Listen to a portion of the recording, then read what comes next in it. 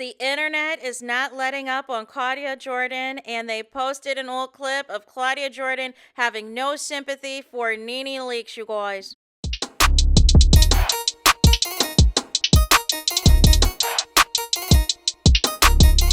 Hey there, it's Anonymous Tea, where we spill the tea anonymously. Hello, hello, hello, hello, hello, everyone. Hello, YouTubers. Hope you guys are all having an amazing day today, sending good vibes, sending positivity, sending blessings, and good energy to each and every single one of you. Thank you so much for tuning in. So, anything I say is alleged and in my very, very personal opinion. This for entertainment purposes only. None of this is personal. The Copyright Act of 1976 is in the description box. Some meat and potatoes, some housekeeping items. So, today we are talking Real Housewives of Atlanta Season 17 postseason. And as you guys know, the viral clips of Claudia Jordan just completely going off on PORSHA has completely taken a life of its own. And there's difference of opinions and all of the things on whether or not PORSHA should have said anything or did anything when Shamea announced the loss of the male embryo, right? And the lady had a miscarriage. However, I feel like they kept panning to the camera and PORSHA gave zero reaction. And I felt like at one point she did look concerned. She did look a little sad and everything else. But ultimately, like I said, PORSHA is D-A-M-N-E-D if she does, D-A-M-N-E-D if she doesn't. Because if PORSHA would have said something, y'all would have called her fake and performative. Y'all would have called her fake and performative. But if by her not saying nothing, y'all are now trying to, well, I shouldn't say y'all, as in everyone, right? But because there's a certain group of people who, no matter what PORSHA does, even if PORSHA has shown significant growth, significant change over the past couple seasons compared to how she was previously on the show, y'all don't like PORSHA. Right? So there's nothing that she can say or do. And this is the problem in the Stan Wars of it all, is that everybody should be able to get this smoke and be held accountable if in fact there is something wrong that they did. Just like we dragged PORSHA for her comment on Charles Oakley last season. You know what I'm saying? So this narrative, this false narrative that PORSHA never gets drugged or is never held accountable is not true. It just seems like with PORSHA, it's just always this laundry list of things that people have to keep regurgitating, and y'all don't hold the other cast members of Real Housewives of Atlanta to the same standards. And y'all know y'all don't. All of this is about a takedown attempt. This is all about trying to see PORSHA humbled and trying to pick at anything to make PORSHA appear as though she is this monster. She is this mastermind. She is just this calculating, heartless witch with a B. Like all of this foolishness and shenanigans because she does not want to be friends with somebody who went too far. Who went too far and had been messy behind their back. It's like people can't accept it. And the thing of it is, what's so crazy is that if Shamea and PORSHA were to rekindle their friendship, y'all would be mad at Shamea. Y'all wouldn't be going up for Shamea. A lot of y'all like Shamea because y'all hate PORSHA. So that's not even a genuine fan base to support Shamea in her endeavors because you hate PORSHA. Just like those of y'all that like Kelly. Y'all only like Kelly because y'all don't like PORSHA. Make it make sense. And I peep that Kelly is in the likes of Carlos King of these clips with Claudia Jordan. So you know what I'm saying? If there's accusations that you potentially are feeding Claudia Jordan information about the show, about storylines, and magically those same things appear on the episode on two separate reunion episodes, I would distance myself. I would distance myself completely, Kelly, but it's giving I want to be at the scene of the crime. It is giving I want to be at the scene of the crime, just like I've seen Shamea before and Tasha K's likes. And as you know, Tasha K has interviewed PORSHA's ex-husband, Simon, and all of the things and all of the sort.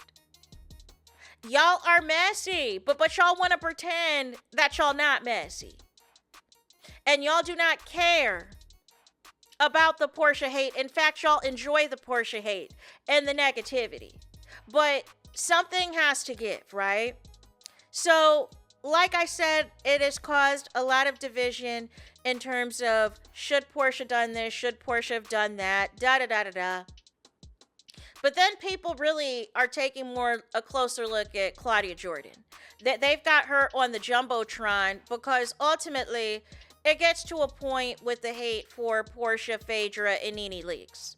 It gets to a point with a flat out hate for Porsha, Phaedra, and Nene Leakes. We get it. You don't like them. You don't see it for them. You don't feature them.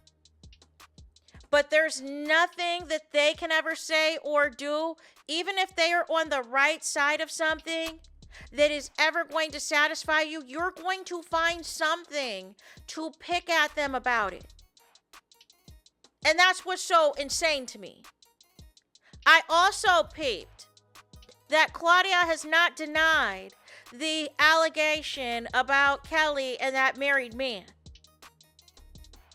Who is that big time mutual that it sounds like you might have liked and didn't like you that way? That's what it was given to me. But anything else, and you're the same Claudia Jordan that reported a false arrest on Porsha. Remember that? Claudia Jordan was like, oh my gosh, I've got some breaking news. Porsha's been arrested. Again. No. It turned out it was a page that posts a lot of satire. I believe they also post a fake divorce announcement, or they made it appear as it was a real divorce announcement with Sanya Richards-Ross and her fine husband. And that was nothing but lies. That was nothing but lies, fairy tales, and fallacies, you guys. You know what I mean? Like, what are we doing? So I want to shout out on the Tickety Talk, you guys. We've got to get into this clip, and I got a lot of things to say. So this creator basically found the receipts of Claudia Jordan back when she was not being kind to Nene after she lost Greg. And this is coming from Porsha DeShannon on the Tickety Talk. So we are going to get into this clip, and I have thoughts, y'all. Did feel triggered when she posted, when I heard about the story. I'm like, hold up. Well, no one owes you anything. We didn't have to spend $1. It has nothing to do with you. It has to do with your husband and paying respect to the man that we all got to know and love, who was so supportive and kind. Even when you were beefing with his wife, he was still a class act. And Nene, I can't tell you how to grieve because, again, I've never lost a husband. I've never lost the things that you said about other people. You're lucky that anyone even showed up for you. Actually, you're lucky that anyone even showed up for you. Actually, and the fact that people rallied around you, I thought was a beautiful moment. So let's not ruin it. Like, let's just build on that moment and move forward. If I don't like someone and they lose someone, usually I'm just not going to say anything. If I don't like someone and they lose someone, usually I'm just not going to say anything. So I want to give context. This was in response to when Greg, Nene's husband, had passed away. And Nene Leakes was upset that not all of the housewives, not all of her co-stars had, sent condolences or sent flowers or even attended the funeral. She was upset that all of her castmates or former castmates had basically all went in on a big bouquet of flowers, and she felt that they all were rich enough to send individual flowers. And then also she was upset with Cynthia because Cynthia did not go to the homegoing service, but I believe she saw Cynthia like a week later. And so she was just disappointed and venting and grieving her frustrations. And so it was interesting in this clip because Claudia basically was like, well, nobody owes you anything, Nene. If they don't like you and they're not rocking with you, then you shouldn't expect a response from them. And so this is interesting because you just said, as far as Porsha's concerned, that it shouldn't matter whether or not she is rocking with Shamea or not, that she should still say something if anything is going wrong in Shamea's life. What? But you just said that if you're not rocking with somebody, if you don't like them, if you're not featuring them, you know what I'm saying, that they're DEAD to you. But Neil, you want to move the, needle because it's impacting one of your friends in Shamea. If this is about Shamea, Kelly, or Kenya, you know what I'm saying? You're right there at the scene. saying that they need to be, given all of this sympathy, empathy, all these things, and we're supposed to just wipe out and ignore all the problematic things that they have said and did to the cast members that you do not like on the show. Make it make sense. Let's continue. Someone I had many, many years with shares on national television. She lost her last embryo. I could be mad at this bitch gets on my fucking nerves. But there'd be something in me that would be like, but yeah, they're arguing shit about their mother. Their mother's been beefing since the 80s. Their mom's been beefing. Okay, we've been knowing this. And they bring up the mothers. They both said shit about each other's mothers, and it ain't the end of the world what they said either. For some of us, we've had worse. We've had worse. You know what the end of the world is? What happened to Shamia's embryo? That's the end of the world for that baby. Okay, so what are we gonna call this week's episode of Claudia Jordan being obsessed with Porsha Williams? I have a few ideas. Let's run through them. The Pitless Peach, from castmate to couch. One season, infinite obsession. Single season syndrome, a housewife's tale. I like that one. The Real Spectator of Atlanta. Drop your episode titles down below. No, but for real, Claudia girl, this obsession with Porsha is ridiculous. You can't even stick to your own beliefs because you are always looking for a moment to down Porsha or shit on her. You just said in 2021, when you don't like someone, you just usually don't say anything. Well, Porsha did the exact same thing here in 2026 and you got a problem with it. Girl, your obsession is taking over your own belief system. You need to fix that. This kind of reminds me of the same thing that happened with Dr. Heavenly when she was with Carlos King on his platform recapping Love and Marriage Huntsville. And her and Mel had used to be cool and, she did an interview, like they had a good rapport. But it was clear that there was like an intentional switch up because it was clear that Carlos King was no longer messing with Melody Cherie like that. And you could see the vitriol that Dr. Heavenly all of a sudden had out of nowhere for Melody. And it was like nothing that Melody could say or do on the show anymore was anything that Dr. Heavenly was going to support and defend. And they tried to blame the Mel supporters and the Millimeters as to why Dr. Heavenly said she was no longer going to review the show and was no longer going to be a part of Carlos King's Monday nights. But ultimately, I don't know what it is. I don't know if, you know what I'm saying, these reality stars get upset when initially you build these relationships, you build these friendships with people, and then something changes in the friendship, that you peep them being messy, that you peep them being different, or you peep them linking up with all the ops, and they decide, you know what, I'm going to choose myself, I'm going to take my distance and take a step back from you.